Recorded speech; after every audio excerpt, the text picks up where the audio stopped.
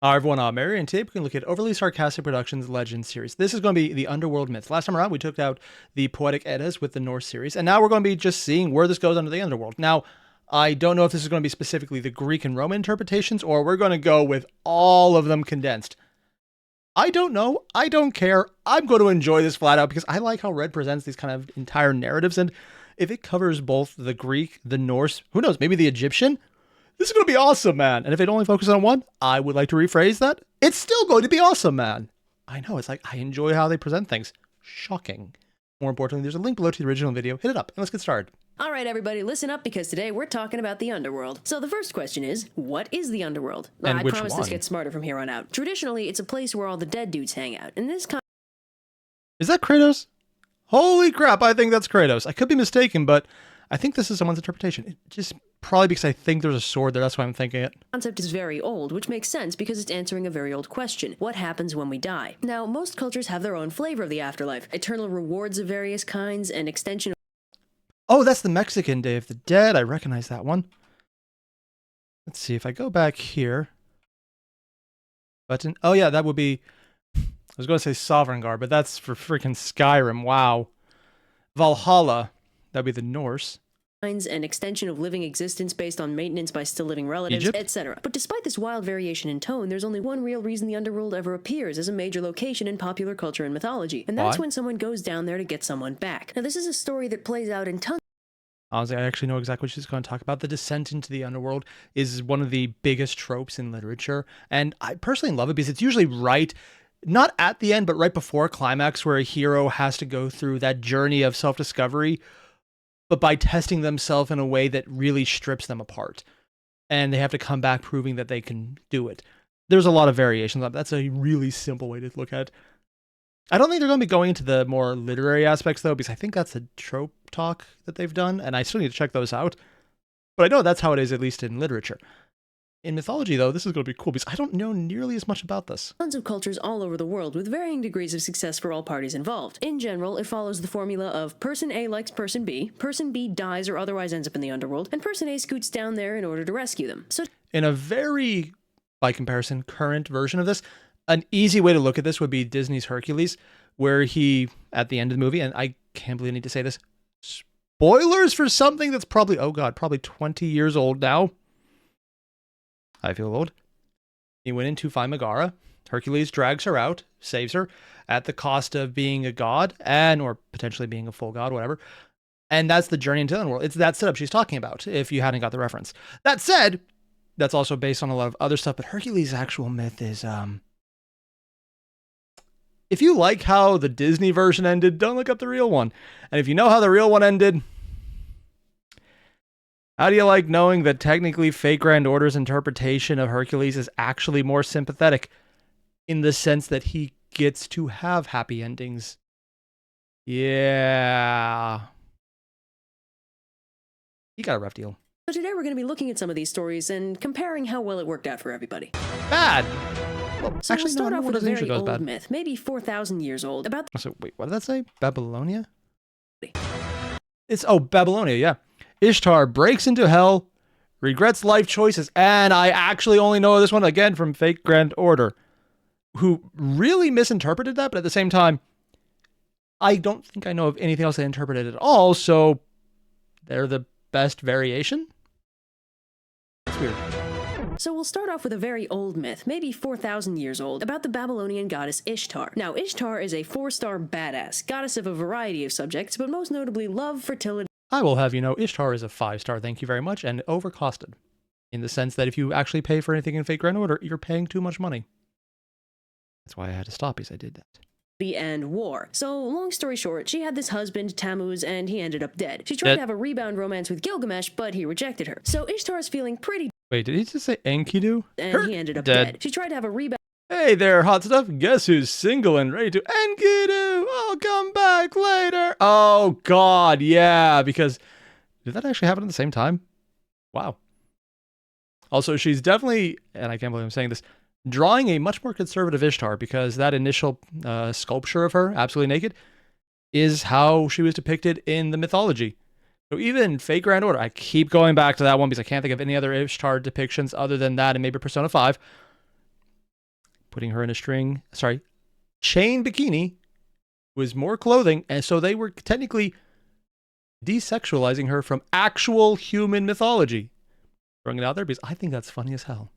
Bound romance with Gilgamesh, but he rejected her. So Ishtar's feeling pretty down about everything and decides, screw it, she's heading to the underworld to hang out with her dead husband. So she basically busts her way into the afterlife, going through 7 gates, and in each gate, she has to give up a personal accoutrement in the form of her clothing. It's like strip dying, the ultimate party game, played with your friends. But when so she was actually coming to this one with clothing. That's different than all the other depictions. Neat. she gets there, she learns that she can't see her husband because the underworld That's not how we do things. It's how I do things. Yes, but you probably is, stripped the power. for dead people. You don't just get to You are not in charge here. Yeah, duly noted.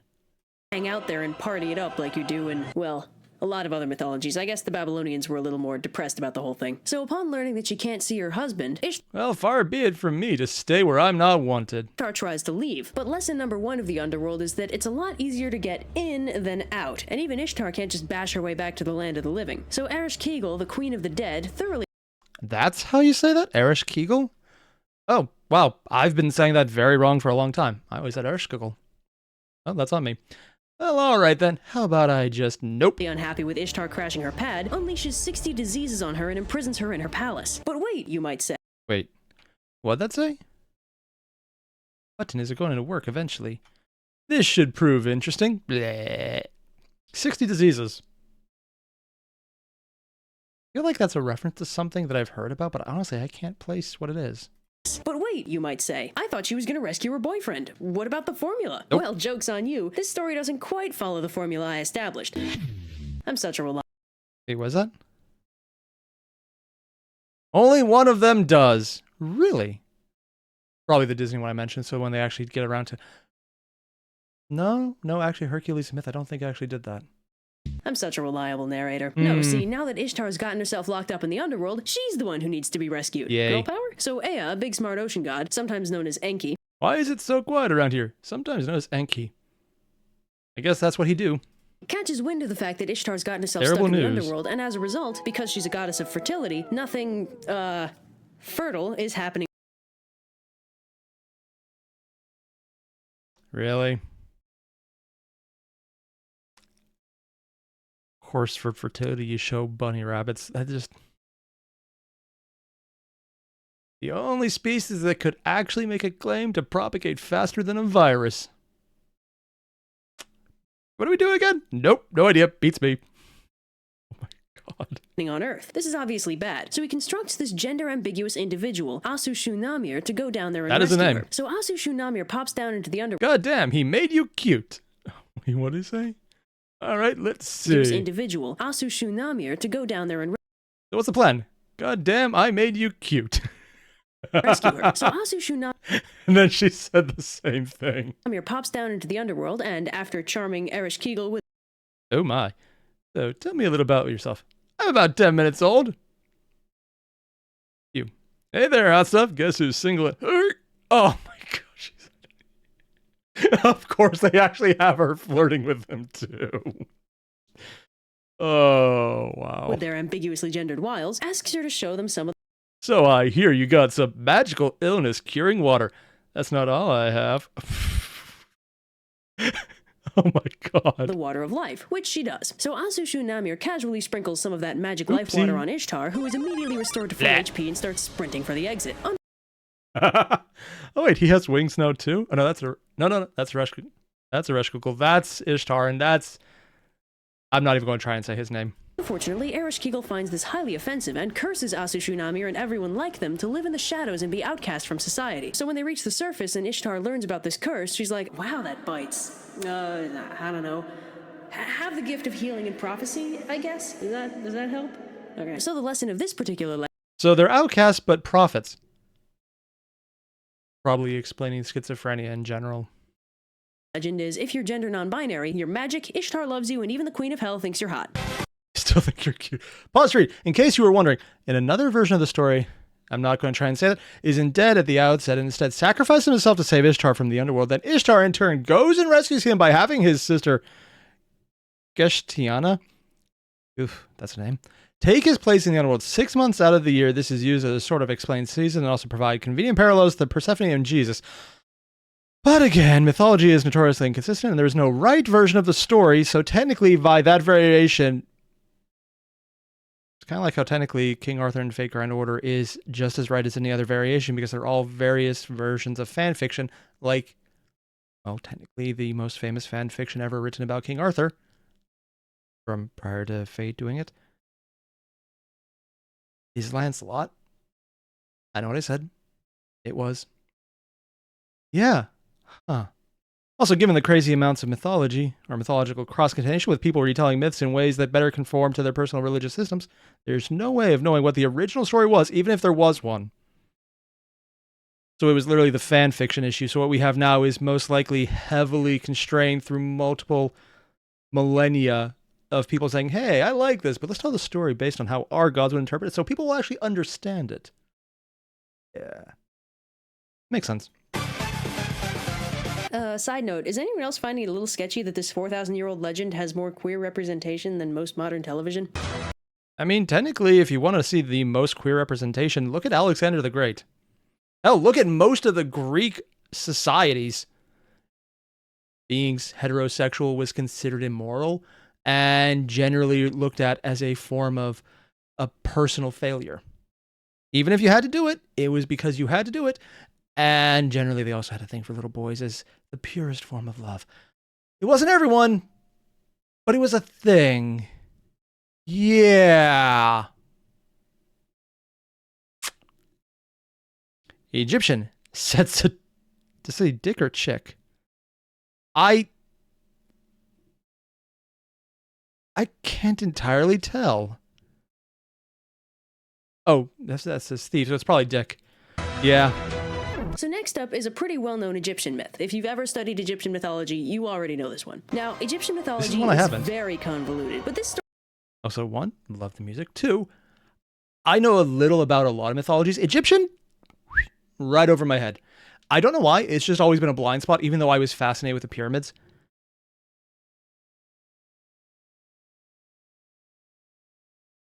I have no idea if that made it onto my mic, but there was a lot of explosions from, I'm assuming, fireworks outside. It's not the 4th anymore. What the hell? It's probably just people throwing off the extra because they had it on discount for like 50 to 75% off. Why the hell did I not pick up a bunch of fireworks for 75% off? Sorry, I'm just judging myself. Yeah, judging myself. And I'm judging myself harshly. I should have done that. Well, that aside, let's keep doing this. The story is pretty simple by mythological standards. Also, bear in mind that this is only one version of this myth, and the timeline of events in the story is highly variable from version to version. Oh? So, sorry if you know a different one and think I'm wrong. Feel free to complain about it in the comments. Okay, this is just a me question right now. And since she's pointing out how many variations there are, did they ever do a breakdown of all the variations and how they're different and which ones may or may not be older? Because that's kind of like that comparative mythology I find really fascinating to try and figure out which ones was influenced by which version and how they're all recontextualized and what may or may not be the oldest versions or what might now be considered the more accurate based on how things have changed. I don't know if that's something they would have done, and maybe that would be a diatribe version. I know they do a lot more discussion in those videos. If that's the case, let me know, because I will go and look that up, because that's just fascinating to me, man. So Osiris, right? He's the main god of the Egyptian pantheon, oldest son of the sky goddess Nut, and he's married to his sister Isis. Yeah, sister love. Okay.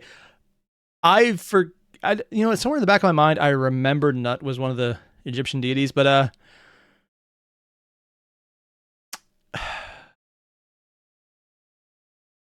and that one's my girl. Yeah. And that's just very Roman of them. Sorry, I'm just 5-year-old sense of humor. Goddess Nut. Funny word. I'm just judging myself a lot today, huh? Don't worry, that's fine. All the cool pharaohs do it. Similarly, Osiris' younger brother Set is married to their sister Nephthys. So Osiris rules Egypt as the first pharaoh and is basically the best dude ever. But Set catches a big old...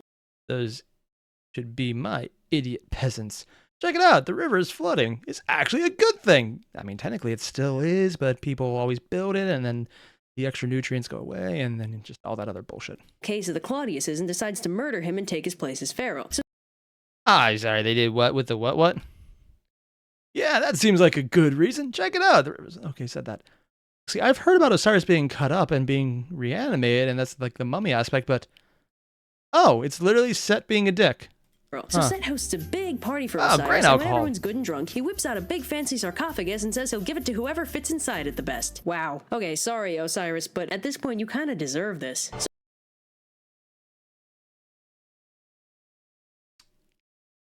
I'm not sure what this says about me, but this wasn't me. But one time it was said, "Hey, little bro, see if you can fit inside of this dryer."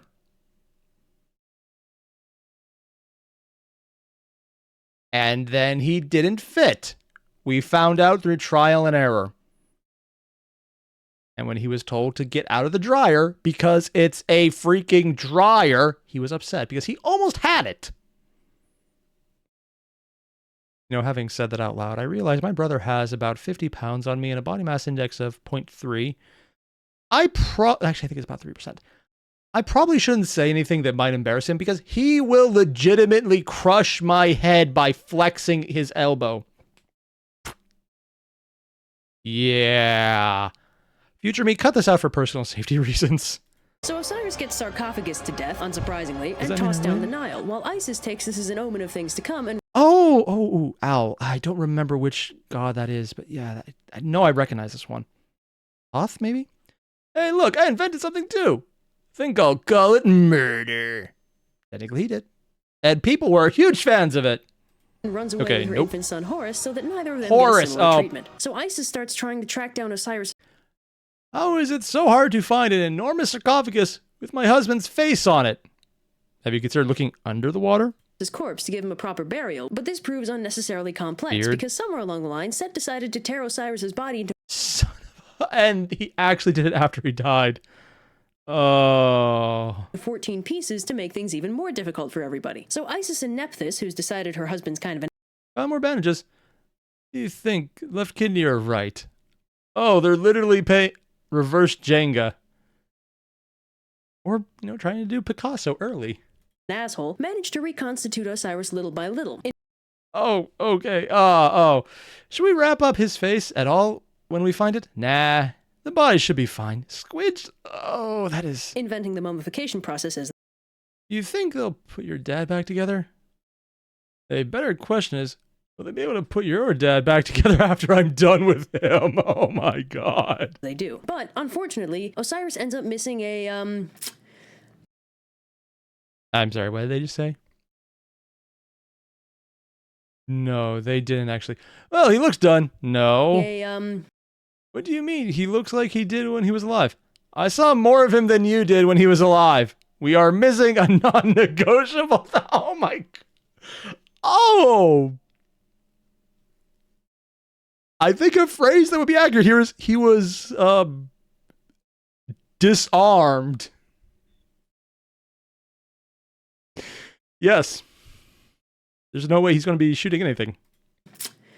very important piece. So Isis manages to make... Was that her throwing up in the background? I think that was. up missing a, very important piece. So Isis... That was. She actually was. Okay, one.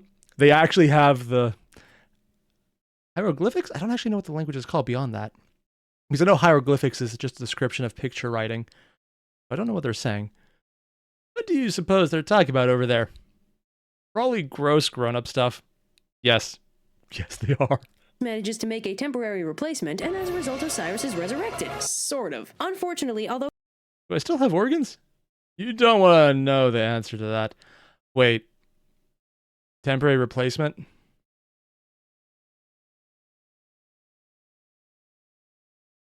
So canonically, in myth, at least this version of the myth, he's got a strap on. Okay. That is, that's one way to do it. Though he's sort of alive, Prosthetic. he's stuck being the Lord of the Underworld since This is cool and all, but I think I might be dying again. Yeah. he's still technically kind of dead. But it's still a pretty sweet gig, and the Egyptian underworld is basically like being alive anyway. And then later, Horus grows up to be a big old badass, and he and Set have an awesome fight, and it kicks ass. Important organs are lost on all sides. Nut. You called? Oh my god. That's probably revenge for his dad. That would be the grandma. She's just jumping in. Right. Japanese Izanagi screws up big time. This one, considering how much anime I watch and how often this is referenced, I have no idea about any of the Japanese mythologies.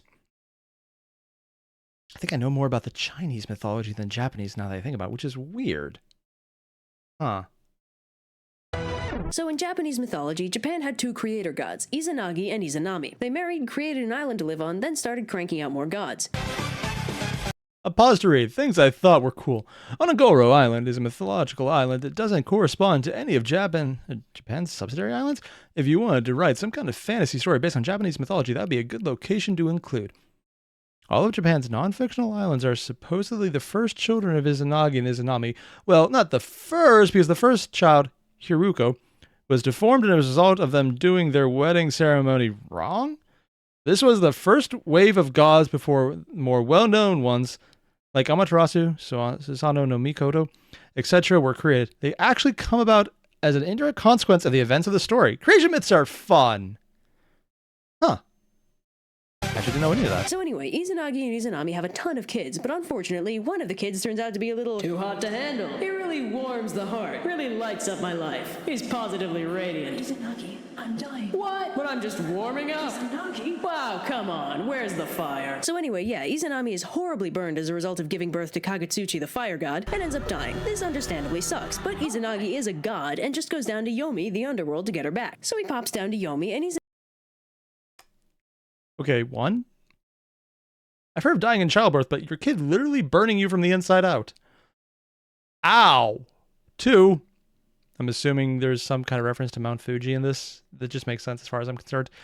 With my complete and exhaustive knowledge of literally nothing. Izanami tells him she'll try and figure something out with the gods of Yomi, but he has to not look at her in the meantime, at least not until she figures something out. Izanagi's like, sorry, what's that? It's too dark in here, I can't hear a thing. And immediately busts out.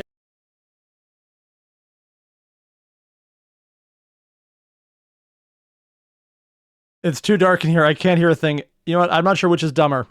That they're portraying him as a complete idiot, or that the mythology accurately is representing how they're portraying him. Oh my god. A torch, whereupon he sees that Izanami's all corpseified and gross. So Izanami... Yep. Nice to know you haven't changed. I gotta go. Yeah, honestly. Yeah. So Izanami's pissed he didn't listen to her and sends a bunch of monsters after him in retribution, whereupon he blocks the entrance to the I think we should see other people. Wow, this guy's kind of insanely stupid. I can't believe I'm going to say this because this actually sounds hard to say, but he's making Zeus look thoughtful. Zeus, the guy who is usually at fault for every problem in Greek mythology because he couldn't keep it in his pants, is looking thoughtful. At least in their creation myth, he was trying to do the entire not die thing. This guy is literally making all of the problems happen himself. Underworld with a huge boulder and they break off their marriage. Till death do us part, am I right? And technically she did die, yeah. Now there are Greek. This one I actually know a good bit about. People need to stop ignoring the rules. Wait, the rules? Probably come back from the dead. Now, there are two traditional Greek myths about the underworld, and let's face it, you probably already know both of them. But whatever, let's talk about them anyway. Now, the first and better known one is the story of Hades and Persephone, and that one boils down to Hades is lonely and kidnaps Persephone to be his wife. Persephone's mom Demeter objects and refuses to let anything grow until she's returned. Something, something, pomegranate, something, something. Honestly, the entire kind of kidnapping the ability of things to grow is more like weird now I think about it, considering Hades was still in, not hell, but the underworld. Would that actually affect him at all? Yeah, again, Hades was usually the most sympathetic of all of the Greek gods, so that actually might actually be a good reason. And just to go for the third time, actually. 6 months of winter. It's a little bit like the Osiris thing, in that Persephone becomes a goddess of... So, do I get swanky black duds, or do they just happen? I can absolutely get you swanky black dress. Oh my god. The underworld, because by eating the food of the dead, she becomes something of the dead. She didn't actually die. Oh, I should start wearing lilies in my hair. I'll give it pale blue highlights. but the concept is the same. Now, I really only like this story in its more modern interpretation, where Persephone had a modicum of agency in the story and actually likes Hades, willingly becoming the queen of the underworld rather than just being kidnapped and Sorry. She has the black dress and Hades just gaga over it. Oh my god. getting the munchies. But forget all that, because now that that's done, let's talk about Orpheus and Eurydice. So Orpheus is one of Apollo's So this is the one I actually know less about. I know of Orpheus in the name only, and that's kind of the extent of it for me. That's my boy. Yo, damn, it's gonna be the day. Oh no, today is gonna be the day. You know, I know the song, but I cannot place it at all. And I'm wondering if it's because I forgot, which me, probably, or did I intentionally wipe it from my mind because it's one of those songs that once you get in your head, it constantly tortures you until you manage to block it out. I have a feeling I will find out whenever one of them inflicts pain on me. kids, and he's a damn good musician, as you would expect of someone related to the god of music. In fact, he's the best musician in the world. You guys have been a great audience. Woo, yeah. Oh god, he's basically the Beatles in one person. And to top off this perfection, he's in love with this really cute girl named Eurydice, and they're about to get married. But unfortunately, shenanigans happen, and Eurydice ends up getting bitten by a snake and dying. I'm assuming someone would do it unintentionally because fuck them. I didn't need new song material. Oh my god, yeah. So Orpheus is totally heartbroken and starts playing his little heart out, which has the result of bumming everyone else out too. So eventually Apollo's... I mean, to be completely fair, that's actually entirely a thing. When you listen to really sad music, you get sad. When you listen to really happy music, you get happy. There's this crazy effect that music has where it triggers memories and then you start feeling the residuals. It's why people like things that make them hyped. It's why they like things that make them feel a mood they're looking for. Because you can basically remember things that you can correlate to your own experience. And it's like, oh, I get this. It's kind of like how when you smell something, you get that memory of what it reminds you of. It's the same thing for the audio sense through music. It's really cool and a crazy way to just trigger memory like that. So the entire idea of music being sad to bum everyone else out, yeah, that is actually not even a crazy mythological thing. It's actually a thing that happens. Granted, if you don't have the corresponding experience to understand why something's sad, it just comes off as weird. Like, someone who really loves death metal and gets exactly what's going on right there will be all into it. It's like, yeah, you get this, man. This is a beat. And someone who has no idea what the fuck's going on is going to be like, why does it sound like they're trying to strangle a cat through a blender? How is that impossible? I don't even get this metaphor, and it's gone way too long, but somehow it still sounds the most appropriate way to describe that. I'm not saying that there's a few songs that have sounded like that to me, but yeah. Was like, I can't take it anymore. These proxy fields are terrible. Son, I order you to go visit your dead girlfriend. Get some damn closure before you make all the rest of us suicidal. So Orpheus meanders sorrowfully down to the underworld and serenades Hades and Persephone with his lyre. And of course, his music is so beautiful that they're immediately moved to help him. Hades like, dang it. Okay, here's the deal. Yay! Hades agrees to return Eurydice to life, but while Orpheus is leading her out of the underworld, he absolutely cannot look at her until they get to the surface. Does it sound familiar to me? I've never heard this one before. Otherwise, she'll have to go back, this time for good. It's kind of like the Izanami thing, actually. So Orpheus starts and I'm assuming he's going to do it, but considering she's treating this guy as less of an idiot, it's probably going to be unintentional this time. leading Eurydice out of the underworld, but he can't hear her footsteps and starts thinking that maybe Hades tricked him. So, like an idiot, he turns around and sees that, yep, guess what? His beloved Eurydice was behind him all along, and yep, he has officially ruined everything. So Orpheus is heartbroken again. Yeah, this one's your own fault. On the other hand, all of the other gods do those kind of tricks. All of the other gods will fuck around with you, especially... actually, no, not especially. They just all will fuck around with you. Hades is probably the most chill in the sense that, you know, it probably would work out if you actually did it. And that's why she said, follow the rules, damn it. Yeah, well, I added the damn it part, but it was implied. Again, and somehow ends up dead. But don't worry, the muse is... I'm sorry, what the That escalated. Dionysian receiver. What? Okay, that escalated. The muses decide to hang on to This is gonna look great on the mantle. No! his severed head so that he'll be able to sing forever. That's more f***ed up than I remember.